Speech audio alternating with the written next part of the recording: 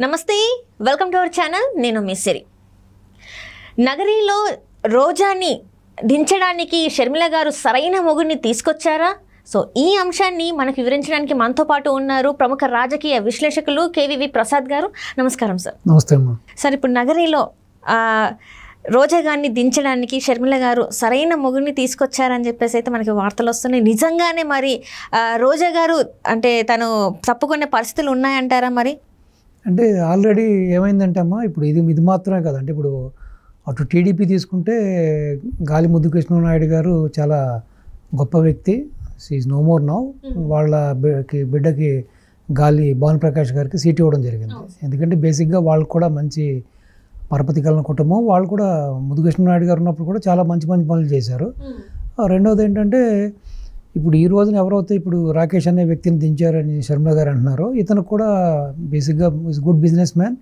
And అక్కడ ఉన్న local Tamilians ఎక్కువ అమ్మ అక్కడ నగరిలో ఎక్కువ ఈ మొదలయార్స్ అంటారు తెలుసు కదా ఆ కమ్యూనిటీ ఎక్కువ డామినేషన్ అక్కడ సో ఆ మొదలయార్స్తో చాలామంది వాళ్ళు ఎటుంటే అటే ఆ పార్టీ సో అధికారంలోకి వస్తుంది అక్కడ సో ఎమ్మెల్యే సీటు గెలుస్తానికి ఛాన్స్ ఉంది ఎందుకంటే మెజారిటీ ఆఫ్ ద ఓట్స్ మొదలయార్స్ ఎక్కువ ఉన్నారు అక్కడ సో ఈ మధ్యకాలంలో వాళ్ళతోటి ఈవిడికి చెడింది ఎవరికి మన రోజా గారికి చెడింది సో ఎందుకంటే ఈవిడ అధికారంలోకి వచ్చిన తర్వాత వీళ్ళ బ్రదర్స్ వీళ్ళ యొక్క దందాలు వీళ్ళ యొక్క వ్యాపారాలు ఇసుక దందాలు అవి ఇవి మొత్తం అన్నీ కూడా అంటే మిగతా నాయకుల్ని ఎవరిని కూడా పార్టీ కోసం కష్టపడిన ఎవరైతే ఆ సామాజిక వర్గం ఆ మొదలయ్యారు సామాజిక వర్గం సంబంధించిన వ్యక్తులు ఉన్నారో వాళ్ళెవరికి కూడా ఒక మర్యాద ఇవ్వకుండా వాళ్ళకి ఏ పనులు చేయకుండా మొత్తం ఏకఛత్రాధిపత్యంగా వీళ్ళ కుటుంబమే ఈవిడ వీళ్ళ భర్త వీళ్ళ బ్రదర్స్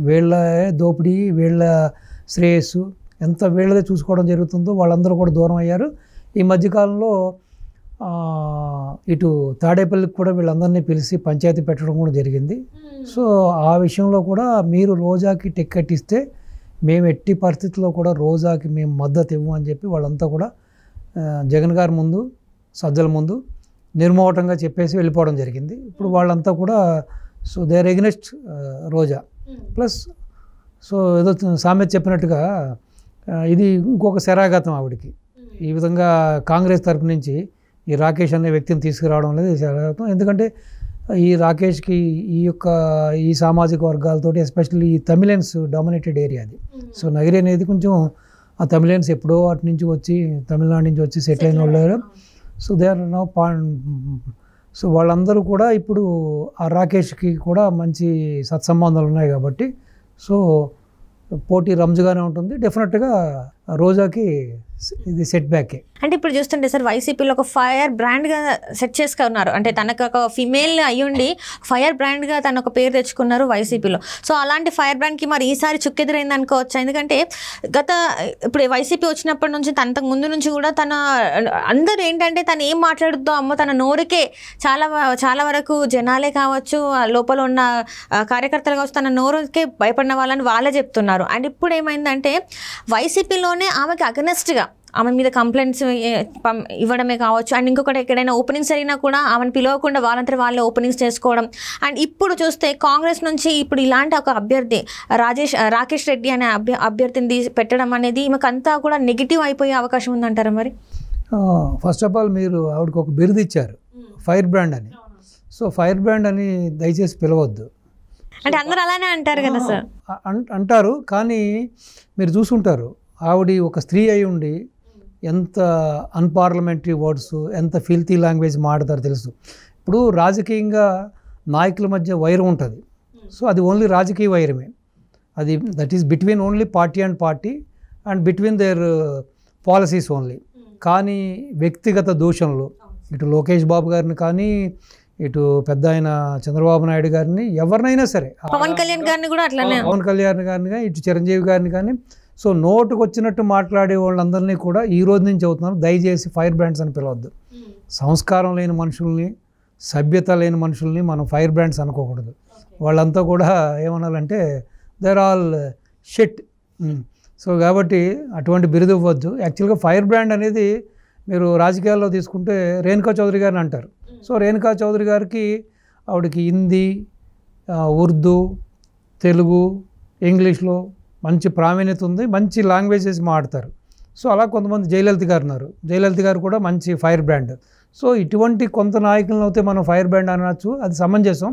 సో ఇటువంటి ఈ దట్టి పాలిటిక్స్ చేస్తూ నోటుకి ఏది వచ్చినట్టు అది మాట్లాడుతూ, ఇప్పుడు మనం మంచి ఆహారాన్ని తీసుకుందామా, అసిద్ధాన్ని తీసుకుంటామా?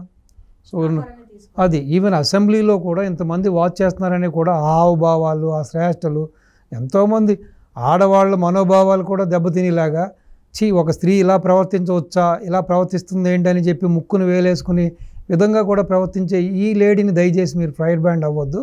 వీళ్ళంతా ఫైర్ బ్రాండ్ కాదు, వీళ్ళంతా కూడా తుసుటపాకాయలు వీళ్ళంతా. అంటే ఇక్కడ రోజా గారి మీద అంటే అది అభ్యోగమా లేకపోతే నిజంగానే వాళ్ళు అలా చేశారో నాకు తెలియదు కానీ సార్, ఏంటంటే ఒక వార్తలలో వచ్చింది ఏంటంటే నియోజకవర్గాల వారీగా రోజా గారు వాళ్ళ కుటుంబ సభ్యులకి అంటే భర్తనే కావచ్చు, వాళ్ళ అన్నతమ్ములే కావచ్చు పంచిపెట్టారు. ఇక్కడ మీరు చూసుకోండి, ఈ నియోజకవర్గం మీరు చూసుకోండి అని చెప్పేసి పంచిపెట్టారు. సో అక్కడ వాళ్ళే ఒక దందాలాగా చేస్తున్నారు అని చెప్పేసి కూడా అభ్యోగాలు ఉన్నాయి. అవి వాస్తవం అంటారా? 100% అమ్మా, 100% అభియోగాలే కాదు, ఇవి నగ్న సత్యాలు కూడా.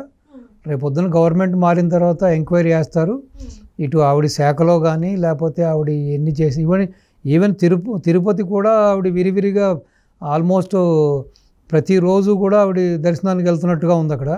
సో ఆ విషయాల్లో కూడా ఏదో ఆవిడ కూడా అది కూడా దర్శనాలను కూడా అమ్ముకుంటున్నారని కూడా అభియోగాలు కూడా ఉన్నాయి. చాలామంది లోకల్గా ఉండేవాళ్ళు కూడా చెబుతున్నారు. సో అన్నీ భూదందాలు చేశారు, ఇసుక దందాలు చేశారు, ఇది అదేని కాదమ్మా, ప్రతిదీ. ఈవెన్ ఏపీ ఇండస్ట్రియల్ చైర్మన్గా ఉన్నప్పుడు కూడా చాలా అవకతవకలు పాల్పడ్డారని, ఇప్పుడు టూరిజంలో కూడా చాలా అవకతవకలు చేశారని అభియోగాలు ఉన్నాయి. ఇవన్నీ కూడా అభియోగాలు మాత్రమే కాదు, ఇవన్నీ నగ్న సత్యాలని చెప్పి చెప్తున్నారు. అలాగే కొంతమంది వ్యక్తులకి కొన్ని నామినేటెడ్ పోస్టులు ఇప్పిస్తామని కూడా ఆవిడ డబ్బులు తీసుకోవడం జరిగింది. వాళ్ళు కూడా ఏదైతే సోకాల్డ్ సకల శాఖ మంత్రి గారు ఉన్నారో వారి దగ్గర పంచాయతీ కూడా పెట్టడం జరిగింది. సో వాళ్ళు పత్రికాముఖంగాను ఇటు పబ్లిక్గా కూడా వాళ్ళు బయటికి వచ్చి వాళ్ళ గోడు వెళ్ళబుచ్చుకున్నారు. సో ఒకటి కాదమ్మా, ఎన్ని రకాలుగా సంపాదించాలో అన్ని రకాలుగా సంపాదించారన్నది అది తిరుగులేని నిజం.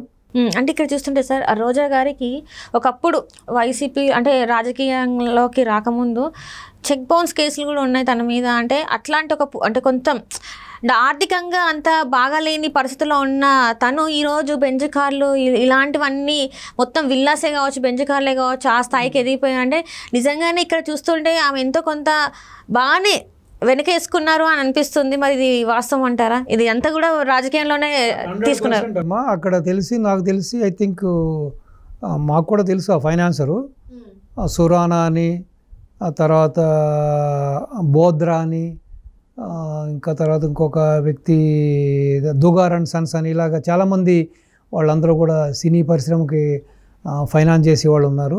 వాళ్ళు మామూలుగా వాళ్ళందరితో కూడా ఈవిడికి చెక్ బౌన్స్ కేసులు ఉన్నాయి, చాలా చాలా ఇష్యూస్ ఉన్నాయమ్మా. సో ఈవిడ చరిత్ర చాలా ఘనమైన చరిత్ర. చెన్నైలో ఎవరిని అడిగినా చెబుతారు ఈవిడ ఎంత ఘన చరిత్ర కలదా అని చెప్పి, ఎంత బ్లాక్మెయిలర్ అన్నది కూడా చెబుతారు. ఒక ప్రముఖ డైరెక్టర్ ఒకప్పుడు వాళ్ళ సామాజిక వర్గానికి చెందిన ప్రముఖ డైరెక్టరు ఒకప్పుడు ఓహో అన్న టైంలో ఆ యొక్క డైరెక్టర్ యొక్క కొడుకుని లోపరుచుకుని ఆ కొడుకుకి మంచి సంబంధం వచ్చి పెళ్లి చేయబోతుంటే వాళ్ళని బ్లాక్మెయిల్ చేసి వాళ్ళ దగ్గర కూడా ఈమె ₹1,00,00,000 తీసుకుని వాళ్ళని విడిచిపెట్టిందమ్మా. ఈవిడ చరిత్ర చాలా ఉంది. అక్కడ ఏ లాడ్జిని అడిగినా, ఏ స్టార్ హోటల్ని అడిగినా ఈవిడ గురించి చాలా బాగా చెబుతారు. సో ఈవిడ చరిత్ర చాలా పెద్ద చరిత్ర. కానీ ఆశ్చర్యం ఏంటంటే ఇంత ఘన చరిత్ర గల ఈవిడే బాబు గారిని తిడుతుంది, లోకేష్ బాబుని తిడుతుంది, కళ్యాణ్ బాబుని తిడుతుంది, చిరంజీవి గారిని తిడుతుంది, అందరినీ తిడుతుంది. ఏదో చెబుతారు కదా గురువింద కింద తను నలిపెరగదు అన్నట్టుగా ఈవిడి అన్ని అవకతవకలు, అన్ని వ్యవహార శైలి ఉన్న ఈ స్త్రీ సో అందరినీ విమర్శిస్తుంది ఈవిడ. Right sir, right. సో ఈసారి అయితే మరి రోజా గారు అక్కడ గెలిచే పరిస్థితి లేదని మీరు అంటున్నారు. 100% అమ్మా, 100% మీరు రాసి పెట్టుకోవచ్చు. No chance. డెఫినెట్గా ఆల్రెడీ అక్కడ ఉన్న ప్రజలందరూ కూడా ఫెడప్ అయిపోయారు. కేవలం ఈవిడ తన స్వార్థం, తన సంపాదన, తన అన్నలు, తన తమ్ముళ్ళు వీళ్ళు మూట కట్టుకోవడం తప్పించి ఎవ్వరికి వీళ్ళు చేసింది లేదు. ఆ నియోజకవర్గానికి వీళ్ళ వల్ల ఒరిగింది ఏమీ లేదు. So just people are waiting for the opportunity. 13వ తారీఖునే వాళ్ళ యొక్క ఓటు ద్వారా ఈవిడికి బుద్ధి చెప్పడానికి నగిరి ప్రజలు రెడీగా ఉన్నారు. Right sir, right. Thank you so much sir. Thank you మా.